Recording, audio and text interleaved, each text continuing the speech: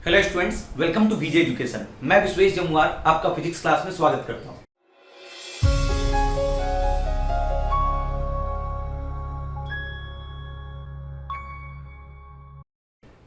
बड़ा important lecture है ये, क्योंकि इस लेक्चर में हम लोग टिप्स देख रहे हैं। क्या के बारे में? कॉम्बिनेशन ऑफ रेसिस्टर्स जो हम लोग पढ़े, जिसमें दो तरह का कॉम्बिनेशन पढ़े, एक सीरीज कॉम्बिनेशन और एक कैसा कॉम्बिनेशन, पैरेलल कॉम्बिनेशन। तो यहां पर अब यह जानना बहुत जरूरी है कि दोनों में अंतर क्या है, दोनों जो कॉम्बिनेशन है उसका कुछ इंपॉर्टेंट पॉइंट्स जो कि काम आएगा क्या सॉल्व करने में, न्यूमेरिकल सॉल्व करने में। क्योंकि कॉम्बिनेशन ऑफ रेसिस्टर्स का सबसे ज्यादा इंप्लीमेंटेशन फिजिक्स में जो होता है वो न्यूमेरिकल सॉल्व करने में होता है। तो न्यूमेरिकल सॉल्व करने में कोई भी कठिनाई ना हो उसके लिए कुछ टिप्स है, और एक तरह से यहां पर हम लोग डिफरेंस भी देख लेंगे। क्या के बारे में? सीरीज कॉम्बिनेशन ऑफ रेसिस्टर और पैरेलल कॉम्बिनेशन ऑफ रेसिस्टर के बीच का क्या अंतर है उसको भी हम लोग सीख जाएंगे। तो जब सारा कॉन्सेप्ट क्लियर रहेगा तो न्यूमेरिकल में अटकने का कोई चांस ही नहीं रहेगा।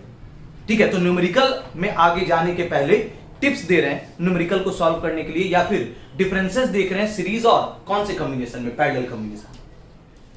तो आप कॉपी कलम निकाल लेंगे ताकि साथ ही साथ जो है अपने कॉपी में नोट्स भी बना लें, ताकि अगर न्यूमेरिकल सॉल्व करें तो कहीं पर कोई परेशानी ना हो। ठीक है, जहां पर नोट करना रहेगा मैं आपको हिंट कर दूंगा, आप वहां पर नोट कर लीजिएगा। ठीक है, अभी फिलहाल समझिए, एक एक पॉइंट को समझिए क्या है। तो ये हेडिंग हो गया tips for solving numerical of combination of resistors, या फिर कह सकते हैं difference between series and parallel combination of resistors. Series और पैरेलल कॉम्बिनेशन में डिफरेंस। तो देखिए, सबसे पहले बात करते हैं कौन से कॉम्बिनेशन का। सबसे पहले बात कर रहे हैं कौन सा कॉम्बिनेशन हमारा जो है सीरीज कॉम्बिनेशन में कौन कौन सा पॉइंट निकल करके आया, और न्यूमेरिकल कैसा कैसा पूछता है और कैसे सॉल्व करेंगे उस चीज पे ध्यान दीजिएगा। एक सर्किट ले लेते हैं। मान के चलिए मेरे पास अगर दो रेसिस्टर है, ठीक है, दो रेसिस्टर है, यहां पर ये दो रेसिस्टर है और बैटरी से हम कनेक्ट कर दिए, ये प्लस और ये क्या, माइनस। ये बैटरी से हम कनेक्ट कर दिए। अब यहां पर जो है ये जो रेसिस्टर है, ये रेसिस्टर का रेसिस्टेंस है R1, इसका रेसिस्टेंस है R2। करंट क्या है, I।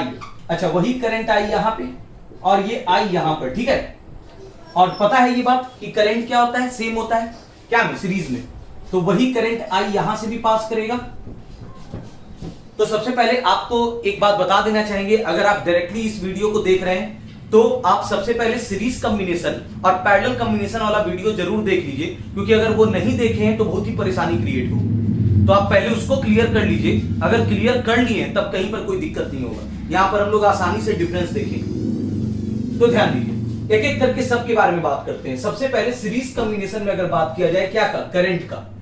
सीरीज कॉम्बिनेशन में अगर हम करंट का बात करें तो करंट क्या होता है, करंट जो होता है वो करंट क्या होता है, सेम होता है थ्रू ऑल द रेसिस्टर्स। अगर दो रेसिस्टर है तो दोनों से वही करंट, अगर तीन रेसिस्टर रहता है तो वही करंट आई होता, 10 रेसिस्टर रहता तो वही करंट क्या होता, आई होता। तो करंट जो होता है वो क्या होता है, सेम होता है। तो करंट इज सेम, करंट का जहां तक सवाल है तो करंट इज सेम। ठीक है, current is same through all resistors, through all resistors. Current जो है वो सारे रेसिस्टर्स के थ्रू क्या होता है, सेम। अच्छा, अगर सीरीज कॉम्बिनेशन में करंट निकालने के लिए कह दिया कि कैलकुलेट करेंगे तो क्या करेंगे। अब करंट ठीक है सेम है, करंट सेम है, तो यहां पर अगर हमें करंट निकालने कह दिया तो करंट कैसे निकालेंगे। I बराबर होता है टोटल I बराबर टोटल I। बैटरी का पोटेंशियल डिफरेंस क्या है, V है। तो अगर मेरे से नेट करंट पूछ रहा है, टोटल करंट I, तो टोटल करंट I बराबर क्या होगा, I निकालने का टेक्निक क्या है। अब देखिए I हम कैसे निकाल सकते हैं, यहां पर I अगर हमें निकालना है तो I बराबर टोटल करंट बराबर टोटल वोल्टेज जो कि क्या प्रोवाइड कर रहा है, बैटरी V। अब बटा सिर्फ R1 लिखेंगे क्या, नहीं, ये V जो वोल्टेज है वो सिर्फ R1 के थ्रू है। आपको पता है ना वोल्टेज बढ़ता है क्या में, सीरीज में, इसके थ्रू वोल्टेज है V1 और इसके थ्रू वोल्टेज क्या है, V2। तो आप अगर यहां पर टोटल वोल्टेज अगर लिख रहे हैं, क्या लिख रहे हैं, टोटल वोल्टेज, तो आप R1 लिखिएगा, नहीं।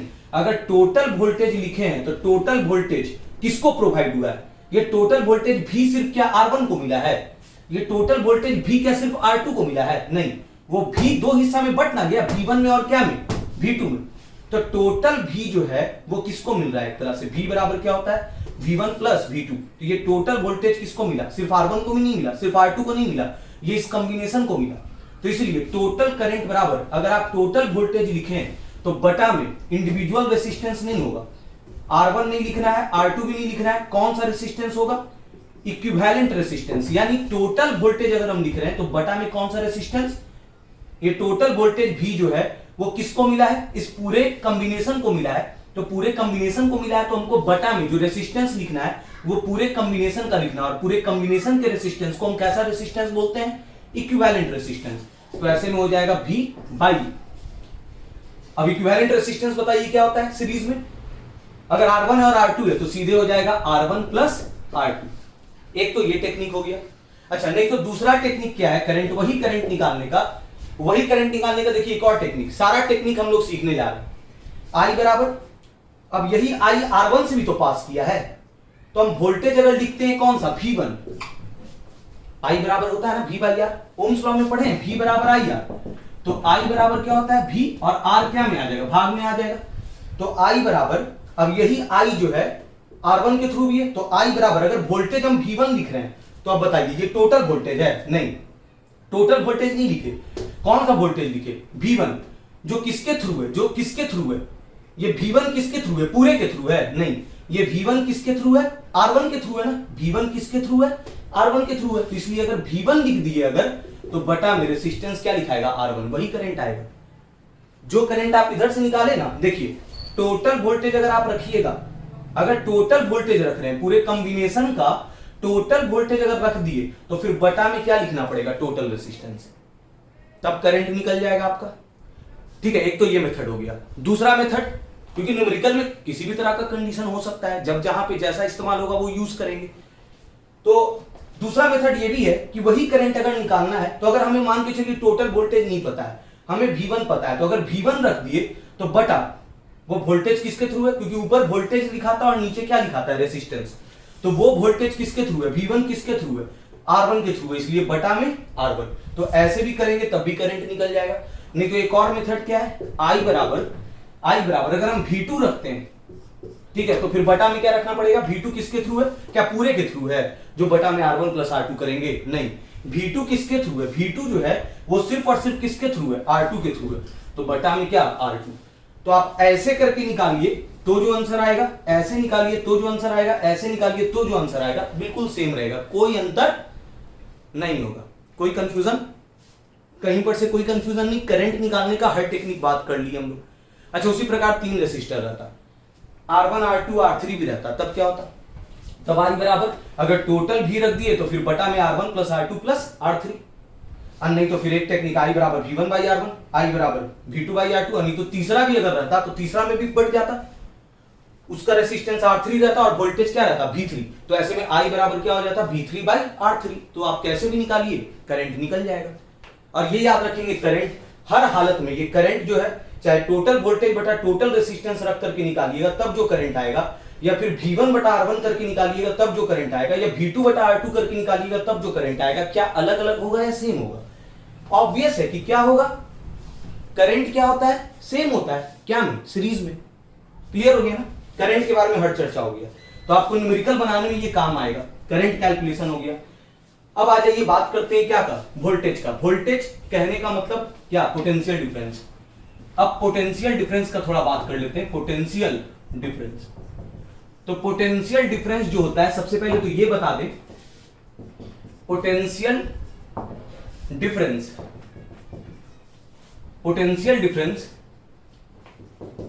Is divided. पोटेंशियल डिफरेंस जो बैटरी प्रोवाइड किया था, क्या वही पोटेंशियल डिफरेंस R1 को मिला, क्या वही पोटेंशियल डिफरेंस R2 को मिला, नहीं। ये पोटेंशियल डिफरेंस अगर 2 रेसिस्टर है तो कितना हिस्सा में बट गया, 2 हिस्सा में। 3 रेसिस्टर रहता तो कितने हिस्सा में बढ़ जाता, 3 हिस्सा में डिवाइड हो जाता है। Potential difference is divided among resistors. वो रेसिस्टर्स के बीच में वो पोटेंशियल डिफरेंस क्या हो जाता है, डिवाइड हो जाता है। ठीक है, तो अब ऐसे में अगर मान के चलिए आपको टोटल वोल्टेज अगर बताना रहा, टोटल पोटेंशियल डिफरेंस, तो टोटल पोटेंशियल डिफरेंस बताना है तो क्या होगा, टोटल आई इनटू जब ये टोटल वोल्टेज है, जब हमको टोटल वोल्टेज बताना है तो टोटल आई इंटू कौन सा आर, पूरे सर्किट का टोटल आर रखना पड़ेगा, क्योंकि वो जो वोल्टेज भी था, क्या वो वोल्टेज भी सिर्फ R1 को मिला? जो आप R1 लिख दीजिएगा तो ऐसे में तो ये वोल्टेज कौन सा आ जाएगा? जब हम I, करंट क्या है? I है। अब देखिए R1 के थ्रू करंट क्या था? I, तो I इंटू सिर्फ R1 लिखेंगे तो ऐसे में ये V1 ना निकल जाएगा। हमें V1 नहीं निकालना है, कौन सा वोल्टेज निकालना है? Total voltage. तो टोटल वोल्टेज अगर निकालना है तो टोटल वोल्टेज बराबर total current. Total current circuit में क्या गया है? I into total R. Total R यानी कौन सा आर? Equivalent resistance. तो ऐसे में ये क्या हो जाएगा? I, और इक्विवेलेंट रेसिस्टेंस क्या है? R1 plus R2। R1 plus R2। Clear हो गया? अगर ये टोटल वोल्टेज निकालना रहता तो अच्छा, लेकिन अगर टोटल वोल्टेज नहीं निकालना है, सिर्फ V1 निकालना है, तो सिर्फ V1 निकालना रहता तो क्या होता? सिर्फ V1 निकालना है तो V1 निकालना है, तो V1 वोल्टेज किसके थ्रू है? R1 के थ्रू है, तो वहां पर करंट देखिए क्या है? I, और वहां पर का रेसिस्टेंस क्या है? R1। तो I को अगर R1 से गुना करेंगे तो V1 निकल जाएगा। अच्छा, V2 निकालना है तो क्लियर हो रहा है ना? V2 निकालना है तो क्या हो जाएगा? सिर्फ V2 निकालना है, तो V2 किसके थ्रू है? R2 के थ्रू है, उससे करंट क्या गया है? I, तो करंट I इंटू सिर्फ R2 से गुना करना होगा। अगर R2 से गुना किया तो ये वोल्टेज कौन सा निकल जाएगा? V2। अब दोनों को जोड़ दीजिएगा, ये दोनों को जब जोड़ देंगे तो कौन सा वोल्टेज आ जाएगा? जब V1 और V2 को जोड़ देंगे तो कौन सा वोल्टेज आ जाएगा? टोटल वोल्टेज, जो कि टोटल वोल्टेज ऊपर लिखे हुए देख सकते हैं, वो दोनों का जोड़ है IR1 प्लस IR2। क्लियर हो गया? ये कैलकुलेशन हुआ क्या का? पोटेंशियल डिफरेंस का। और यहां पर हम समझ गए कि पोटेंशियल डिफरेंस क्या होगा? डिवाइड होगा अमंग रेसिस्टर्स। अब एक और बात, क्या के बारे में? अब जो अगला जो बात कर रहे हैं वो बात कर रहे हैं इक्विवेलेंट रेसिस्टेंस, यानी अब रेसिस्टेंस का बात होगा। अब बात हो रहा है क्या का? रेसिस्टेंस का। तो इक्विवेलेंट रेसिस्टेंस जो होता है, वो इक्विवेलेंट रेसिस्टेंस क्या होता है? सीधे इक्विवेलेंट जो होगा पूरे कॉम्बिनेशन का, सीधे सीरीज में क्या होता है? प्रूफ किए थे R1 प्लस R2। ठीक है, तो इसमें एक पॉइंट और आप याद रखिए, एग्जांपल के तौर पे मान के चलिए अगर दो रेसिस्टर है मेरा सीरीज में, एक है 5 ओम और एक है कितना? 10 ओम। तो ऐसे में जो इक्विवेलेंट जो आएगा, R1 कितना है? 5 ओम, R2 कितना है? 10 ओम। तो ऐसे में इक्विवेलेंट जो आएगा वो इक्विवेलेंट क्या आ जाएगा? R1 plus R2। Formula R1 plus R2। R1 है 5, R2 है 10। कितना ओम आया? 15 ओम आया। तो इक्विवेलेंट देख लीजिए। अब यहां पर बात यह है कि R1 कितना था? R1 कितना था? 5। R2 कितना था? 10। R1 था 5, ठीक है, और R2 है कितना? 10। लेकिन इक्विवेलेंट जो आया वो इक्विवेलेंट कितना आया? 15।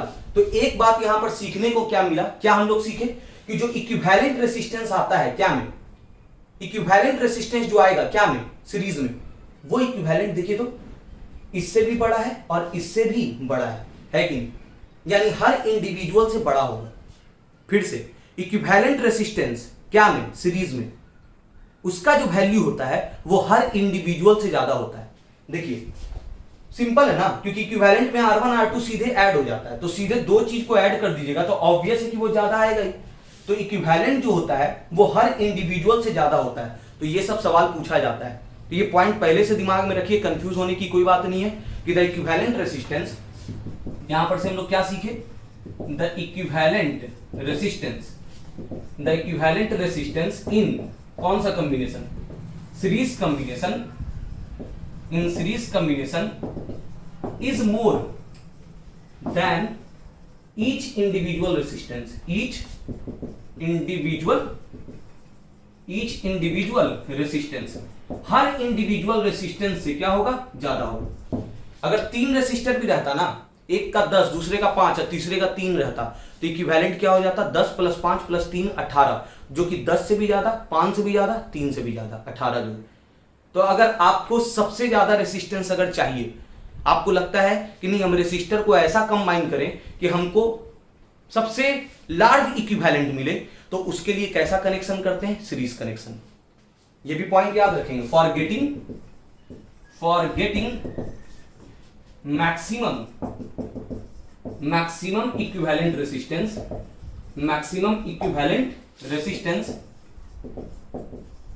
वी connect द रेसिस्टर्स, अगर आपको सबसे ज्यादा रेसिस्टेंस चाहिए तो we connect the resistors in series combination. तो ऐसे में रेसिस्टर को हम लोग क्या में लगाते हैं, रेसिस्टर को हम लोग क्या में लगाते हैं, सीरीज में लगाते हैं। याद रखेंगे ये बात। पैरेलल में देखिएगा अलग बात होगा, पैरेलल वाला भी डिस्कस करेंगे, पैरेलल में और कम आता है, पैरेलल में कम आता है। अगर आपको अगर क्या है ना 5 रेसिस्टर दे दिया, कितना रेसिस्टर दे दिया, 5 रेसिस्टर। अब बोल रहा है पांचों को ऐसा कनेक्ट कीजिए कि सबसे लार्जेस्ट इक्विवेलेंट रेसिस्टेंस आए, सबसे ज्यादा है। तो एकदम आंख मूंद करके सबको क्या में लगाएंगे, सीरीज में। सबको सीरीज में लगाएंगे ना, रेसिस्टेंस बढ़ते चल जाएगा, सबसे मैक्सिमम रेसिस्टेंस आपको मिलेगा जब आप उसको सबको क्या में लगाइएगा, सीरीज में, पैरेलल में नहीं। मैक्सिमम रेसिस्टेंस प्राप्त करने के लिए क्या में, सीरीज में। क्लियर है ये बात।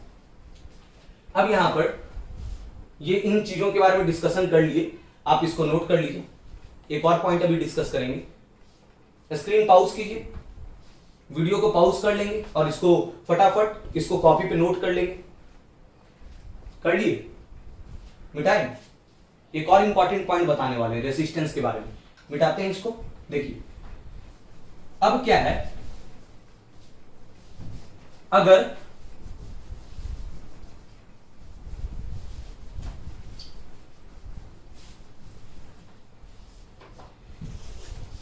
अब हम बात कर रहे हैं if individual resistors are equal. अगर इंडिविजुअल रेसिस्टर्स अगर क्या है, if individual resistors have equal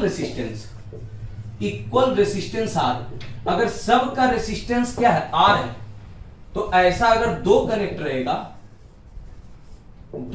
रहेगा तो इक्विवेलेंट क्या हो जाएगा, इक्विवेलेंट आर प्लस आर कितना हो जाएगा, 2R।